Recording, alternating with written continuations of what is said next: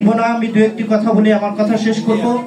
আমি আমার সংগঠনের পক্ষ থেকে আপনাদের কাছে ক্ষমা চাচ্ছি যে অনেকের বক্তব্য দিতে পারিনি এবং অনেকের বক্তব্য আমরা শুনতে পারিনি, এর জন্য দুঃখ প্রকাশ করছি এবং সকলকে যথাযথ মর্যাদা দিতে পারিনি।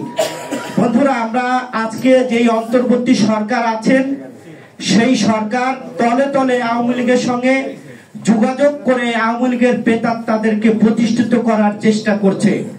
আমরা দেখতে পেরেছিলাম তখন যাত্রাপালার সংসদ, এখন আমরা দেখতে পাচ্ছি এনজিও সরকার। কিন্তু হঠাৎ করে এনজিও সরকারে আবার ঢুকে গেল সংস্কৃতির সরকার। আমরা যেই ফারুকি এবং হত্যা মামলার যে আসামি, এই দুইজন মানুষকে যখন তারা উপদেষ্টা নিয়োগ দিয়েছে, বাংলাদেশের মানুষ হতভম্ব হয়েছে। কারণ বাংলাদেশের মানুষের রক্তের দাগ শুকায় নাই, কবরের মাটি শুকায় নাই। বাংলাদেশের মানুষের সাথে গাদ্দারি করেছে।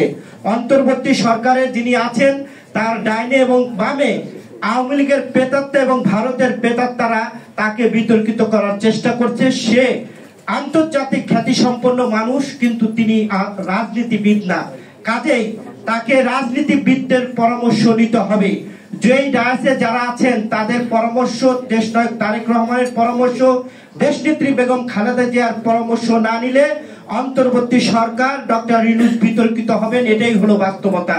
তার প্রমাণ ইতিমধ্যে আমরা দেখেছি। ফারুকি এবং আরেকজন হত্যা মামলার আসামিকে তারা উপদেষ্টা নিয়োগ দিয়েছে। আমরা তীব্র নিন্দা এবং প্রতিবাদ জানাই।